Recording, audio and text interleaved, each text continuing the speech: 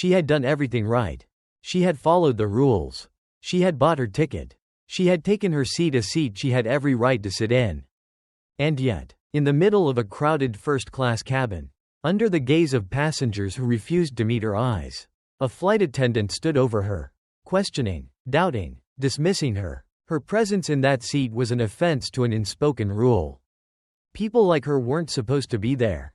Not in first class, not in spaces of power, not in places where history had long since decided who was meant to belong and who was meant to move. But she didn't move, not at first, not until she had no other choice. And what happened next? No one on that plane saw it coming. Before we start the story, tell us, where in the world are you watching from today? And if you love stories like this, don't forget to like, subscribe, and turn on notifications so you never miss a new one.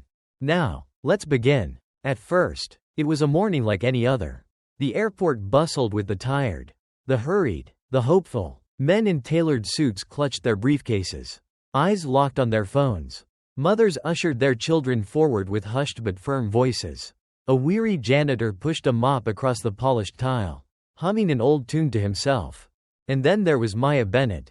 She was just another passenger in the long line snaking through the first-class boarding area. She carried herself with the quiet confidence of someone who belonged there because she did. Her father had told her that. "You earned this, baby girl," he had said that morning before dropping her off. "You've worked hard, and you deserve to be treated as such." But now, standing at the gate, she could already feel the weight of eyes on her. Some were subtle, just a passing glance. Others lingered, sizing her up, studying her, as if trying to solve a puzzle they didn't realize was their own. She felt it all, the skepticism, the silent questioning. Why is she in this line? Is she a celebrity's kid? Maybe she's lost. She wasn't lost. She held her first-class boarding pass tightly between her fingers as the agent scanned it. The machine beeped, the screen flashed green, and the gate attendant gave a forced smile. "Enjoy your flight, Miss Bennett," Maya exhaled, nodding as she stepped through. She had earned this. She had worked for this. She had the right to be here. But that's the thing about rights. They only hold value if others agree to honor them. Maya found her seat in 2A, a window seat in the plush first-class cabin. She settled in, sliding her small backpack under the seat in front of her. The chair was wide, the cushion softer than she expected. She let her fingers trail along the cool leather armrest, allowing herself a brief moment of pride. She had never flown first class alone before. Her father had taken her on flights plenty of times, but he was always there to flash a knowing smile at her when she hesitated. Always there to remind her that they belonged in spaces people didn't expect them to be. She adjusted her hoodie, pulled out a book, and let her gaze drift toward the window. Outside, the runway was alive with motion baggage carts zipped by. Pilots strode toward their planes with quiet authority. Ground crews signaled to one another in their own silent language. She was just another traveler in the sky. Until she wasn't. The shift was subtle at first, like a drop in temperature before a storm. A shadow loomed over her shoulder. "Excuse me, miss." The voice was sharp, clipped, a scalpel wrapped in silk. Maya turned. The flight attendant, Evelyn Rhodes, stood beside her seat. She was tall, angular, her uniform crisp, her presence commanding. Her name tag gleamed under the cabin lights. Maya blinked. Had she done something wrong? Before she could ask, the woman's lips parted in a polite but thin smile. "Are you sure you're in the right seat?" There it was. The question. Simple, innocuous, to some, but not to Maya, because she had heard it before. In department stores when she browsed the designer section. In restaurants when she reached for the check. In school, when she answered too quickly, too confidently. The question was never just about a seat or a mistake or a misunderstanding. It was about doubt. It was about boundaries. It was about who was expected to be where. Maya swallowed. She reached into the pocket of her hoodie and pulled out her boarding pass, handing it over with steady fingers. "I'm in 2A, she said, her voice even. "This is my seat." The attendant took the ticket, eyes scanning it with the careful scrutiny of a jeweler inspecting a counterfeit diamond. A pause, a hesitation, a narrowing of the eyes. Then, a question that wasn't a question. "This is a first-class ticket. Not you have a first-class ticket. Not I see your ticket is valid. But this is a first-class ticket." The subtext weighed heavier than the words themselves. Maya felt her stomach tighten. Yes, I know. She reached for the ticket. But the woman didn't hand it back immediately. Instead, she lingered, lips pursed. Are you traveling alone? The heat rose to Maya's face. Why does that matter? She didn't say it out loud. She didn't have to. She saw the way the woman's posture stiffened, as if waiting for an answer that would explain everything. A father? A mother? A mistake? A reason? No, Maya said, voice quieter now. I'm traveling alone. The woman's lips pressed together in a tight line. She handed the ticket back but didn't move. I think there's been a mistake, she said, her voice firmer now. You can't sit here. This seat is reserved for first-class passengers. The words landed like a slap. This wasn't a misunderstanding. This wasn't confusion. This was deliberate. Maya's grip tightened on the armrest. She could feel the eyes now watching, listening, passengers shifting in their seats, pretending not to stare but hungry for a scene. Her heart pounded. She could stand her ground. She could demand to see a supervisor. She could call for the captain. But she knew how this would play out. She knew the script. She had seen it before. The loud, angry black girl. The defensive, composed authority figure. The apologetic onlookers who did nothing when it mattered. A few seats away, an older white woman clutched her pearl necklace a little tighter. A businessman cleared his throat and looked down at his phone, pretending to work. No one spoke. No one ever did. Maya inhaled sharply. She refused to give them a show. She wouldn't yell. She wouldn't fight. But she wouldn't make it easy for them either. She stood slowly, gathering her bag, but she didn't bow her head. She let the silence speak for her.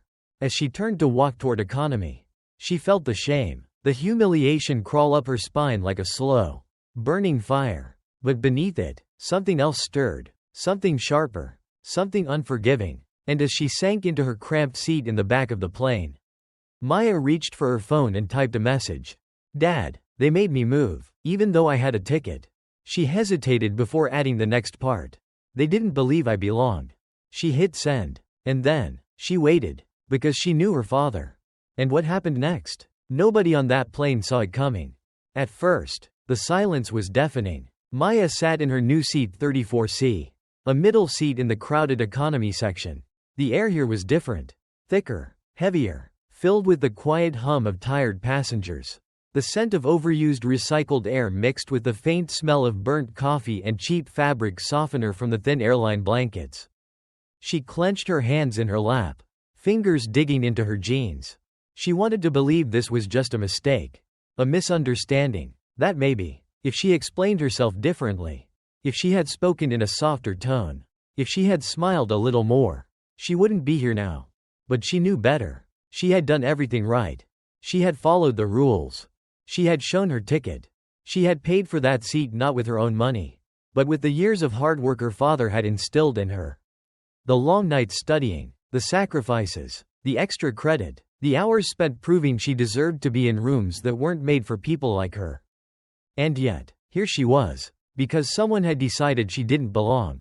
The injustice of it all pressed down on her. Hot and suffocating. She felt the eyes around her, the pitying glances, the confused stares, the indifferent shrugs of people who had witnessed what happened and said nothing. And that, more than anything else, made her stomach turn. It wasn't just about the woman in the uniform who had told her to move. It was about the people who watched her be humiliated and chose silence. The plane had been in the air for 20 minutes when her phone vibrated. She reached for it quickly, her heart hammering. A message from her father. What do you mean they made you move? Who made you move? Maya exhaled sharply, biting the inside of her cheek before replying.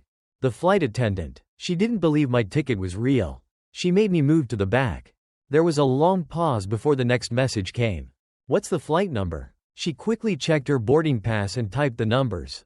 A few seconds later, the response flashed across her screen. Stay where you are. Don't worry about anything. She stared at the words, feeling a strange mix of relief and anticipation curl in her chest. Her father was not the kind of man who yelled. He didn't raise his voice. He didn't argue. He didn't have to. When he spoke, people listened. And if there was one thing she knew for sure, it was that Elliot Bennett did not tolerate disrespect. Meanwhile, at the front of the plane, Evelyn Rhodes poured herself another cup of coffee. Feeling pleased, She had done her job. First class was first class. And standards had to be maintained. People tried to sneak in all the time. Young people, unaccompanied minors, passengers who didn't understand how things worked. She had simply corrected a mistake. Restored order. What was one seat change? The girl still had a seat. She was still on the plane. She wasn't harmed. So why did she suddenly feel uneasy? A younger flight attendant, Claire, approached cautiously. Was there really a problem with that girl's ticket? Evelyn scoffed, rolling her eyes. You saw her, didn't you? Claire hesitated. Yeah, but I also saw her ticket. It was legit. Evelyn set her cup down a little too hard. Coffee sloshing over the rim. Listen, Claire, I've been doing this a long time. I know when something doesn't add up. Claire didn't argue, but she didn't nod either. She just pressed her lips together, stepping back, and that feeling, the one Evelyn couldn't quite shake, grew heavier. Back in 34C, Maya watched as the drink cart made its slow journey down the aisle.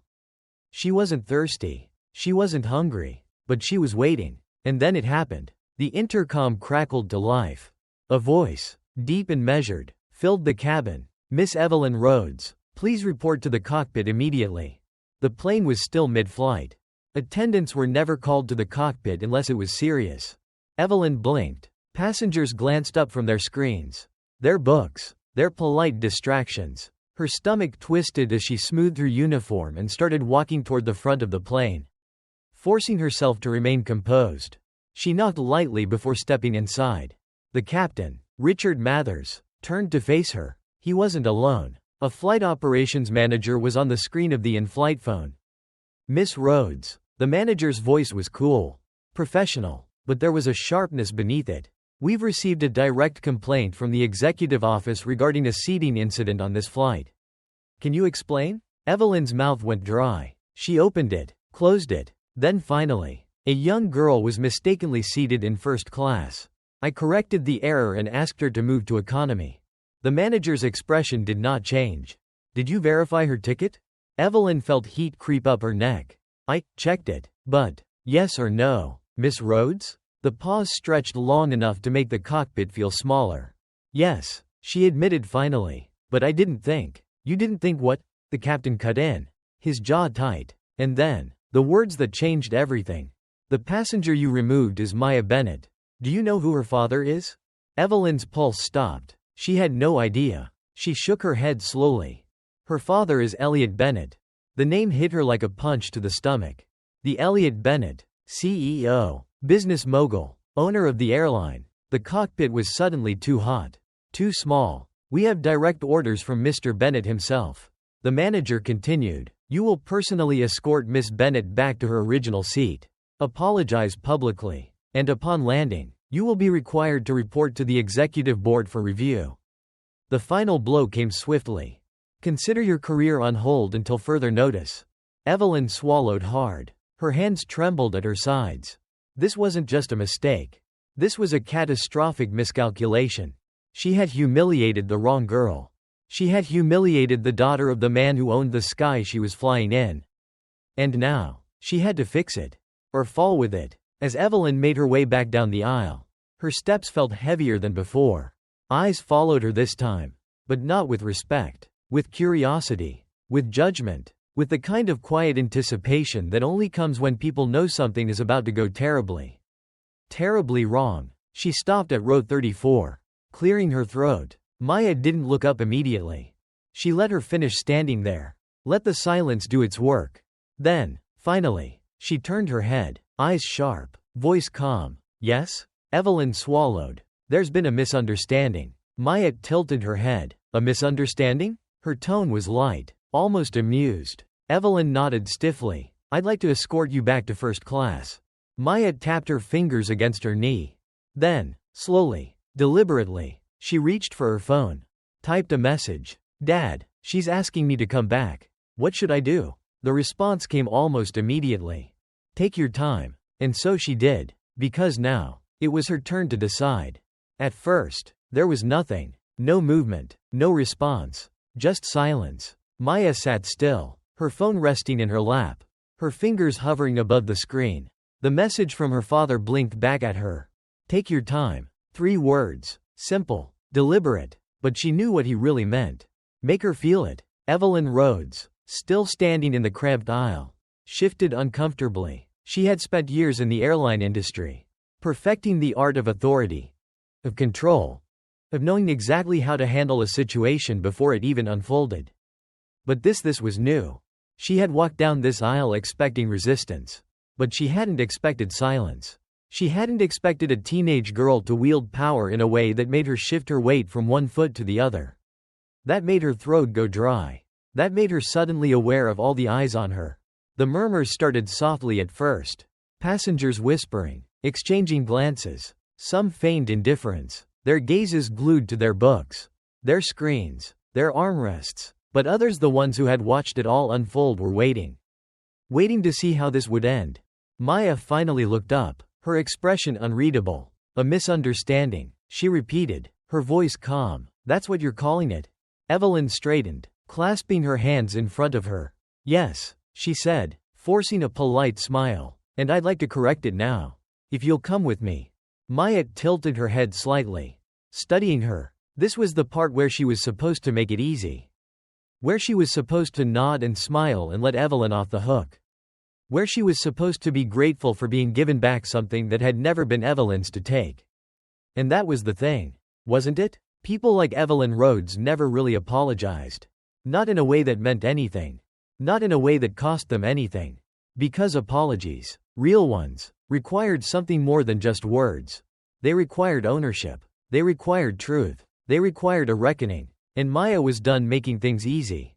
She reached down, picked up her backpack, and rose to her feet. The movement was slow, deliberate, giving Evelyn just enough time to hope to believe, even for a second, that she was going to simply brush past her and head to first class like nothing had ever happened. But instead, Maya turned, not toward first class, toward the passengers, toward the people who had watched her be humiliated and said nothing. Her voice was clear. I'll go back, she said, but first, I want to know something. Evelyn inhaled sharply. Miss Bennett. Maya didn't look at her. Her eyes were on the cabin. I want to know why she only asked for my ticket. A ripple went through the passengers. A tension that had been there all along but had gone unspoken. Maya let the question sit in the air, heavy and unmoving. No one spoke. A man in a suit shifted uncomfortably in his seat. A woman across the aisle looked down at her hands, pretending to adjust the ring on her finger. She didn't ask anyone else to prove they belonged here. Maya continued, voice steady. Just me. Still, no one said anything. Because what was there to say? What excuse could they give that didn't unravel itself the moment it left their lips? What justification could explain what they had all witnessed? The man in the suit finally cleared his throat. I suppose it was just a mix-up. Maya's gaze flickered to him. A mix-up? She repeated. He nodded quickly, eager to smooth things over. Yes, I mean, these things happen, don't they? Maya let out a breath that wasn't quite a laugh. Because these things did happen. They happened all the time. At restaurants where waiters ignored certain tables a little longer. At department stores where security guards trailed behind certain shoppers a little closer. At schools where teachers expected less from certain students before they even opened their mouths. Yeah, Maya said, her tone even. They do. Then she turned back to Evelyn. So tell me, if I looked different, if I was someone else, would you have asked for my ticket? Evelyn's lips parted. She knew she couldn't lie. Not now. Not when the truth was sitting between them. Stretching out, demanding to be acknowledged. She could hear the silence. Feel the weight of it pressing down on her. For the first time in her long career, she wasn't the one in control. She wasn't the one making the rules. She wasn't the one setting the terms. Finally, her voice came, but it was small now. Uncertain. I misjudged you. Maya didn't react. She just let the words sit there. Evelyn swallowed. I was wrong. Maya's fingers tightened around the strap of her backpack. Because now, finally, it was real. Not an excuse. Not a soft deflection. But an admission. An acknowledgement that this wasn't just a misunderstanding. That this had never been about a seat. That this had been about something far more insidious. Something that had been happening long before Maya ever stepped on that plane. She exhaled slowly. Then, without another word, she stepped past Evelyn. And the walk back to first class? It wasn't a victory march. It wasn't gloating. It was quiet. It was dignified. And that, more than anything, made it more powerful than Evelyn could have ever imagined. Because people like Maya Bennett didn't need to raise their voices to make a statement. Sometimes, the mere act of existing where people didn't expect them to be, of staying in places people tried to erase them from, was enough. As she took her seat again in 2A, a hush fell over the first-class cabin. The passengers who had ignored her before now stole glances at her, their expressions ranging from embarrassed to ashamed. And Evelyn? She stood there for a moment longer before turning and walking away. Her uniform still crisp, but the authority behind it now fragile. Because she knew they all knew that something had shifted. That the next time she looked at a young black girl in first class, she wouldn't just see a passenger. She would see a reminder. A reminder that not everything could be smoothed over. That not everything could be excused. That power wasn't always in the hands of the people who thought they had it. And for Maya, that was enough. For now. At first, the world seemed to settle. Maya was back in 2A. Her rightful seat. The plush first-class cushion cradled her body. But it did nothing to quiet the storm still boiling in her chest. She exhaled slowly, steadying herself. She had won this round. But she had learned long ago that winning one battle didn't mean the war was over. She knew what came next. The whispers, the justifications, the quiet, desperate attempts to rewrite the story before it even finished unfolding. And sure enough, as soon as Evelyn Rhodes turned back toward the galley, the first-class cabin shifted. The woman in pearls who had earlier clutched her necklace a little tighter leaned toward her husband. Her voice barely a whisper.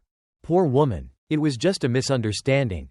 The man across the aisle who had watched the whole scene with his arms crossed sighed, shaking his head. People are too sensitive these days. Everything has to be a statement. A younger businessman scrolled through his phone, pretending to be unbothered, but his eyes flickered toward Maya every few seconds, full of something unreadable. Guilt, maybe. Recognition. A realization of something he didn't want to name. The plane hummed around them. Steady. Indifferent. And Maya? She just sat there. She let them feel the weight of her presence. Let them grapple with the discomfort of knowing what had happened and worse. Knowing that they had watched it happen and said nothing. Because here was the truth they didn't want to admit.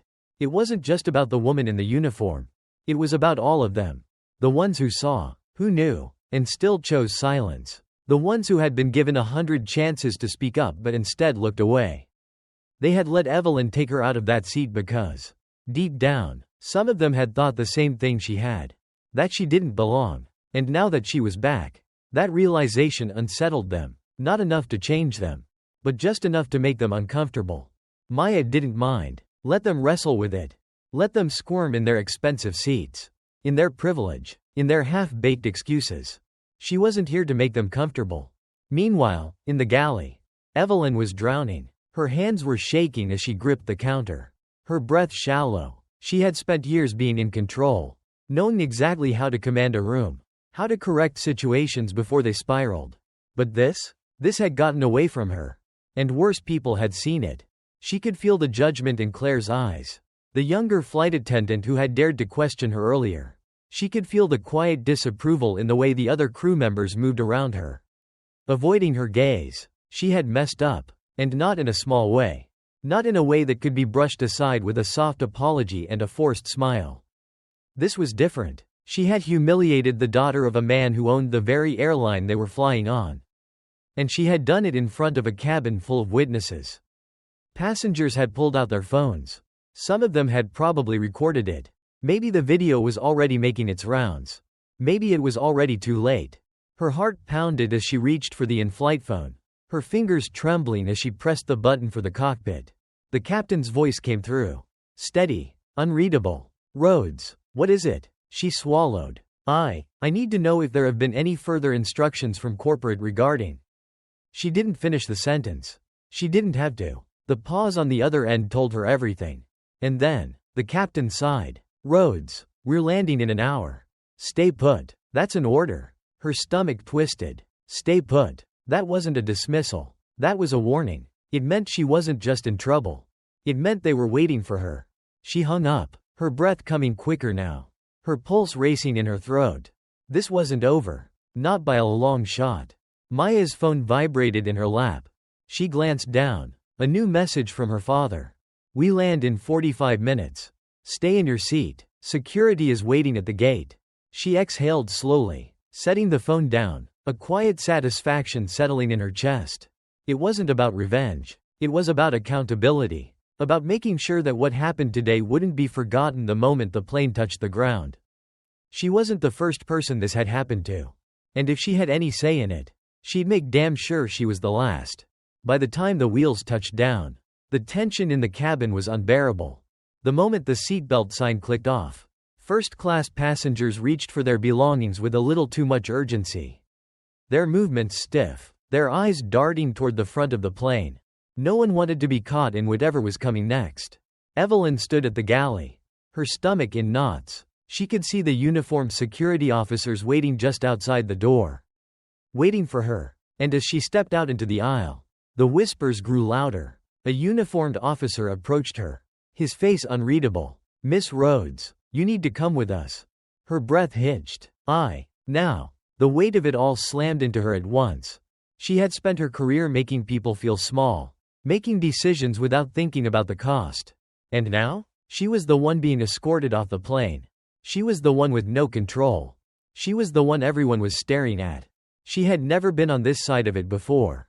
And God, it was suffocating. As she stepped into the terminal, the realization hit her like a blow to the chest.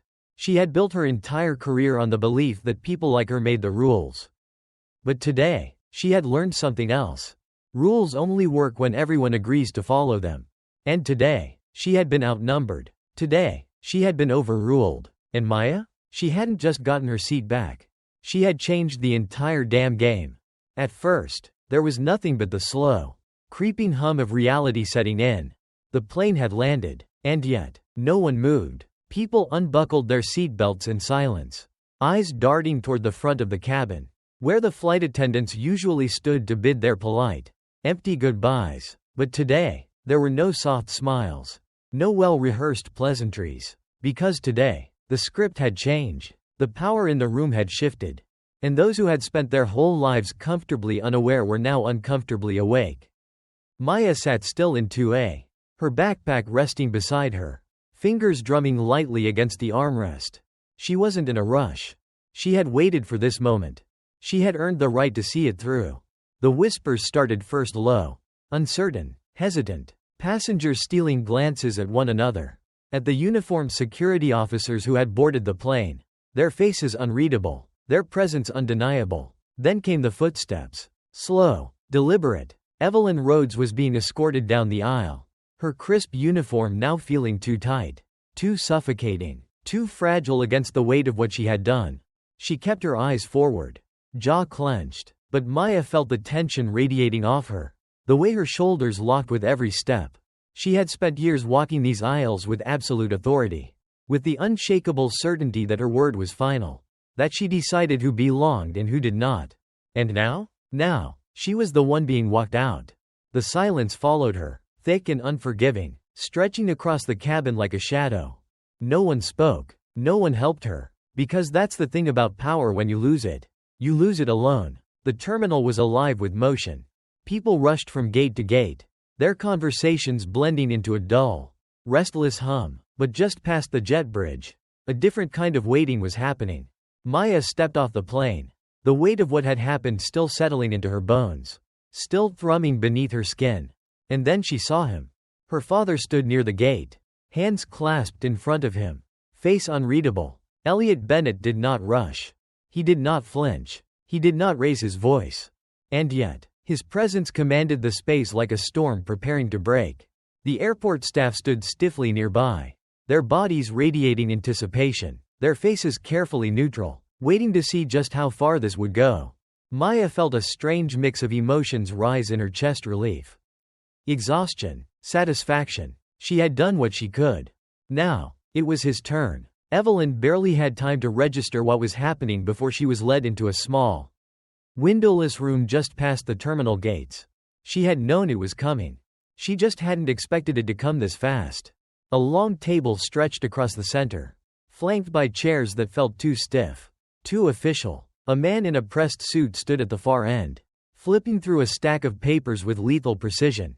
The nameplate in front of him read, Martin Graves, Director of Airline Operations. Elliot Bennett sat across from him. And suddenly, she understood. This wasn't just about her. This wasn't just about a seat or a flight. This was about every time she had made a decision like this before and never had to face the consequences. This was about all the other names. All the other faces. All the other times someone had been made to feel small just for daring to exist in a space they weren't expected to be in. And now, all of that had come crashing down at once. She had lost control of the story. And the people sitting in this room? They were here to rewrite it.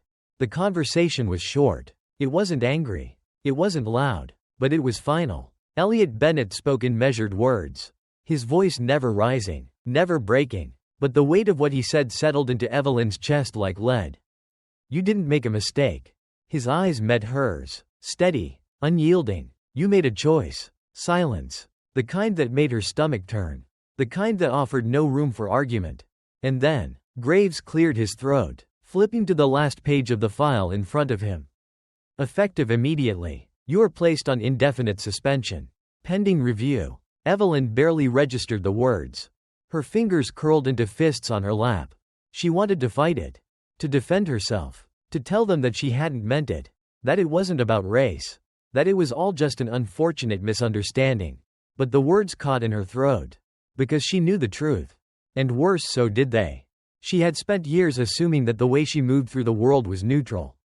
That her judgments were objective. That her decisions were about rules, not people. But the truth was, she had never been neutral. And today, for the first time, she was paying the price for it. Outside the conference room, Maya sat on a cushioned bench, scrolling through her phone. The news was already spreading. Articles were being written. Social media was buzzing. Passengers had posted what they had seen. And the world was watching.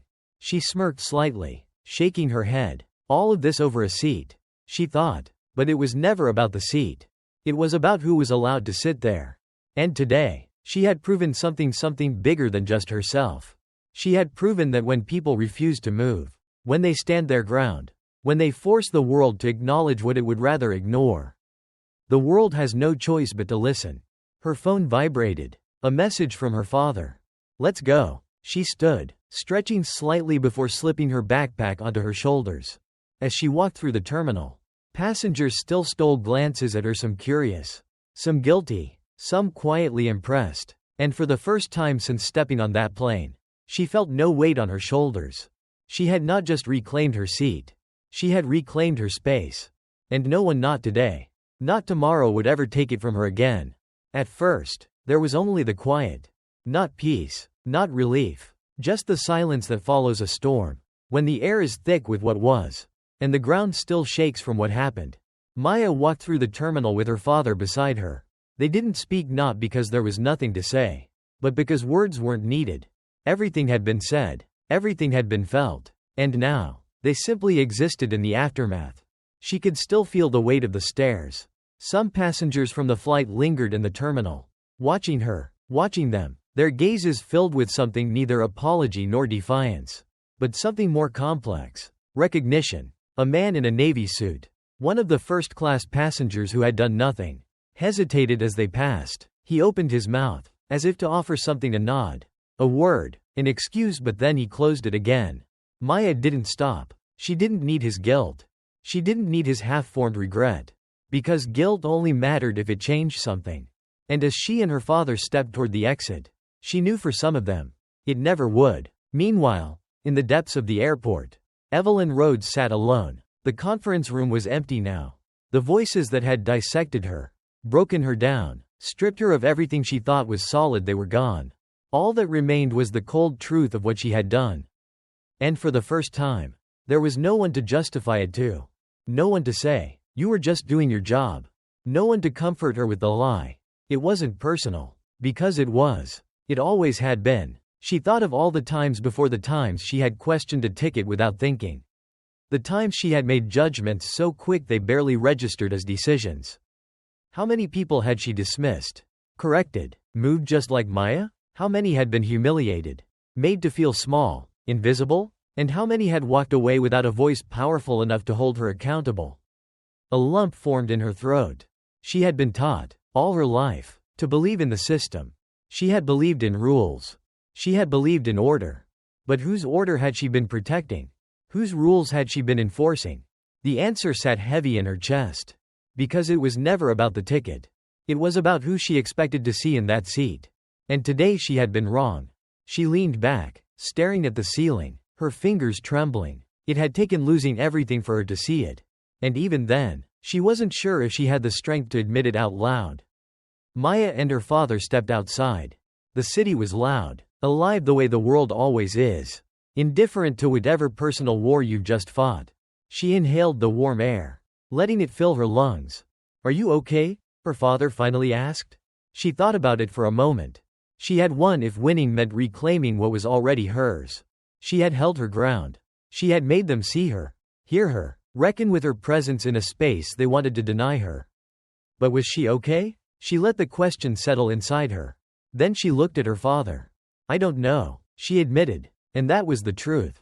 Because this wasn't over. It would happen again on another flight, in another office, in another room where someone thought they had the right to decide who belonged and who didn't. She knew that. Her father knew that. And yet, knowing it didn't mean accepting it. Because today they had been forced to see her. And next time? Next time, they would remember. At first, it was just another day.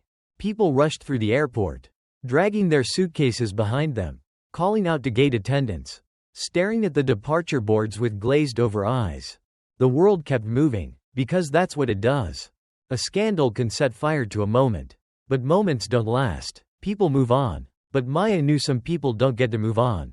Not when the world now watches them with new eyes. Not when the silence they once moved through has been broken forever. She walked beside her father through the airport, feeling the weight of something she couldn't quite name. The weight of being seen. It should have felt like a victory. But victories don't always feel good. Because now, wherever she went, there were eyes. Some full of admiration, others filled with resentment, and some perhaps the most dangerous of all watched her with nothing at all. Like the world had already moved past what had happened. Left it behind like a coffee cup in an airport trash bin.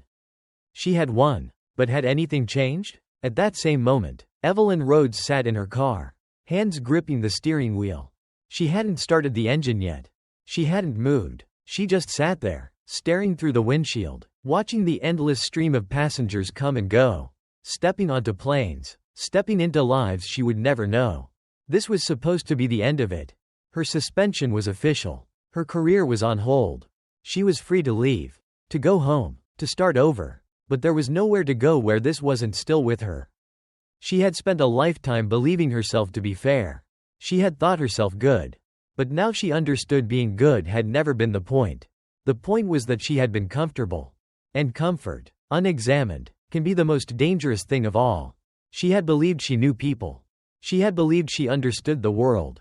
But the truth was, she had been walking through it blind. And now that she really saw, she couldn't unsee it. She turned on the car. The engine hummed. She pulled out of the lot and drove toward something she wasn't sure she had the courage to face. Maya sat in the backseat of her father's car, scrolling through her phone. The messages were still pouring in. Some from people who supported her. Some from people who hated her. And some from those who would never admit it, but who had seen what happened and felt a little too much of themselves in Evelyn Rhodes. Because racism, real racism, doesn't always come dressed in slurs and open fists. It doesn't always come wearing a hood. Most times, it comes in the shape of a smile. In the assumption that you don't belong. In the soft, careful hands of people who would never call themselves bigots but who still make decisions that keep you in your place. The ones who will never say it, but will act on it. She knew this, just like her father knew this. But knowledge didn't make it hurt any less. Her phone buzzed. An email. She frowned. The name made her stomach turn. Evelyn Rhodes. She hesitated before clicking on it. Her father glanced at her through the rearview mirror. Something wrong? Maya exhaled. I don't know yet. She opened it. Subject. My apology. Maya, I don't expect you to forgive me. I don't expect you to even want to read this. I've spent the past few days replaying what happened. Over and over. Trying to justify it. Trying to explain to myself how it wasn't what it was. But there is no justification. There is no explanation. I was wrong. Not just on that flight. Not just with you. I've been wrong in ways I never noticed. in ways that I was privileged enough not to have to notice. And that, more than anything, is what I need to say. It wasn't just about you. It was about the way I've moved through this world. The way I've been taught to see people like you without even realizing I was seeing them differently. I don't know what comes next for me. But I needed you to hear this. And whether or not you ever respond, I want you to know. I will never make that mistake again. E. Rhodes. Maya stared at the email, rereading it twice. Her fingers hovered over the screen. She thought about deleting it. She thought about ignoring it. Because what did an apology even mean?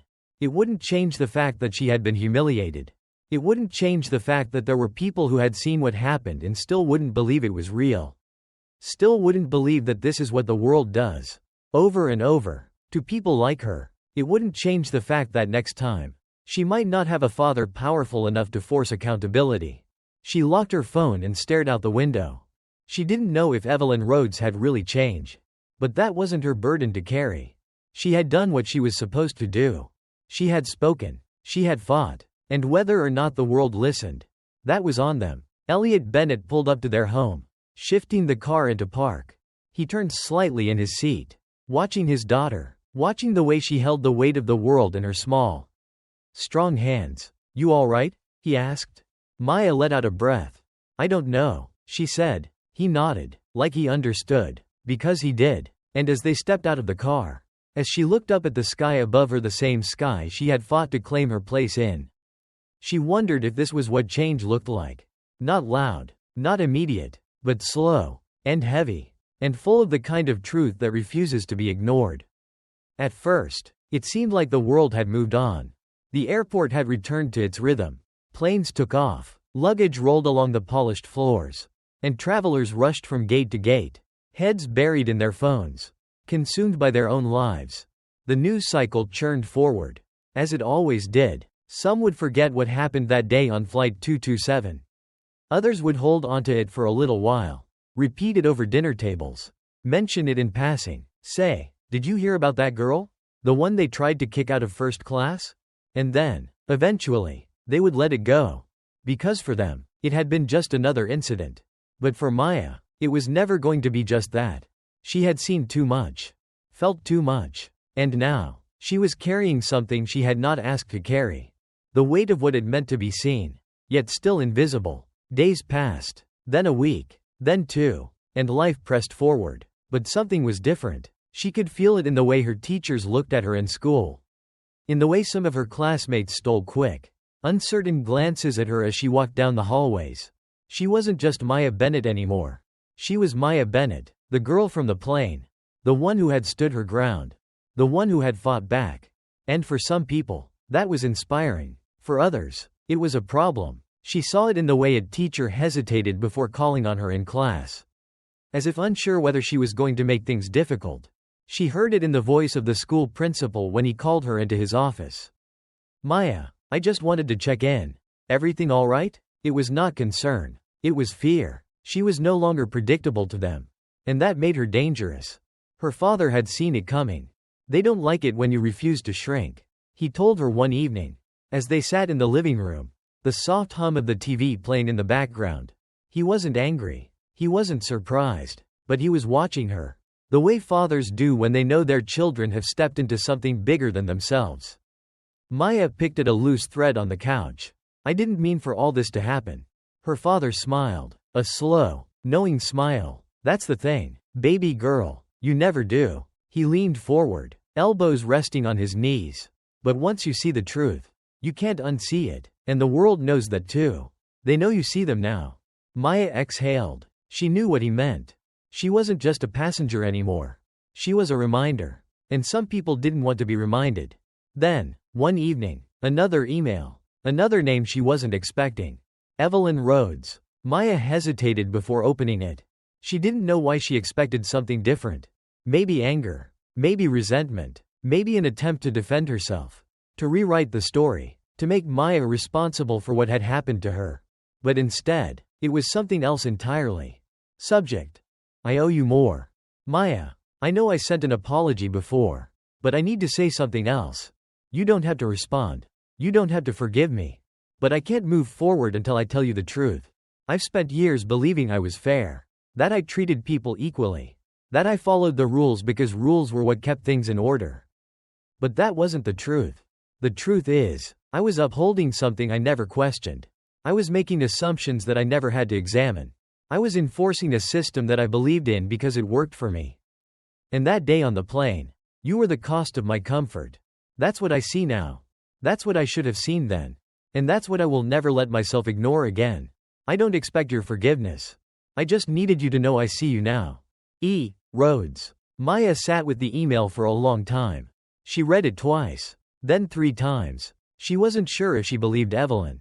Because people always say the right things when they have something to lose. She could still remember the look on the woman's face when she had first told her to move. The certainty, the authority, and now what was left? A job lost, a life interrupted, and maybe, just maybe, a woman who had finally been forced to look at herself in a way she never had before. But that wasn't Maya's burden to carry. She didn't owe Evelyn redemption. She didn't owe Evelyn absolution. She owed herself peace. So she closed the laptop. And let it be. Later that night, she stood on the balcony, looking up at the night sky. It stretched out before her. Endless, unknowable, full of possibilities. The same sky she had been told, however subtly, however softly, did not belong to her. But it did. It always had. She thought of all the people who had come before her grandmother, who had been forced to use the colored-only entrance at the train station. Her great-uncle, who had fought in a war for a country that still refused to see him as an equal. Her father, who had built something out of nothing so that she could fly in first class and know that she belonged there. She thought of them all. And she understood. She had never been alone in that seat. She had never been alone in that fight. And she never would be. So she took a deep breath, lifted her chin, and let the sky be hers. Because it always had been. Because it always would be.